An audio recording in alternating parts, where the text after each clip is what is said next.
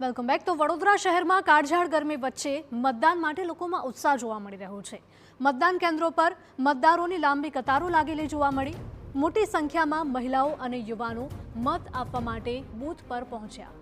તો આ દ્રશ્યો વડોદરા શહેરમાંથી સામે આવ્યા છે કે જ્યાં એક તરફ કાળઝાળ ગરમીનો પ્રકોપ જોવા મળી રહ્યો છે, છતાં પણ મતદારોમાં ઉત્સાહ છે।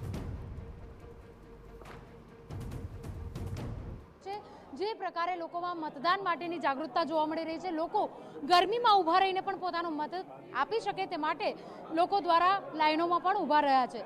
જે રીતે મહિલાઓ પણ અહીંયા પહોંચી છે, યુવાન મહિલાઓ પણ છે। જે રીતે ગરમીની પરિસ્થિતિ વધી રહી છે, આપ મતદાન કરવા માટે પહોંચ્યા છો, ગરમી કેટલી લાગી રહી છે? બહુ લાગે છે ગરમી। પંખાની ને એવી કોઈ વ્યવસ્થા નથી?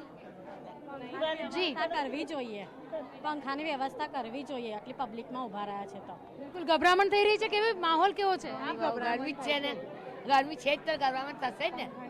પંખાની સુવિધા નથી અહીંયા, ઠંડા પાણી નથી, ગરમ ગરમ બાટલા જ પાણીના। બિલકુલ કેટલા વાગ્યાથી માસી આપ લાઈનમાં ઊભા છો અને શું પરિસ્થિતિ? 10:30 વાગ્યાથી ઉભેલા છે, હજુ સુધી નંબર નથી આવ્યો? નથી આવ્યો, લાઈન જ છે તો। બિલકુલ, તો હજુ સુધી નંબર નહીં આવતા ક્યાંક જે રીતે લોકોને ગરમીમાં શેકાવાનો વારો આવ્યો છે। હજુ પણ કેટલાક લોકો છે, વાત કરીશું। કેટલા વાગ્યાથી આપ અહીંયા આવ્યા છો, ઊભા છો અને શું પરિસ્થિતિ છે? ગરમી વધી રહી છે? 11:15 થી ઉભેલા છે। ગરમી વધી રહી ગરમી ફૂલ ગરમી છે, અહીંયા સોય સુવિધા કરવી જોઈએ, પંખો ફેન કશું લગાવવું જોઈએ આ લોકોને।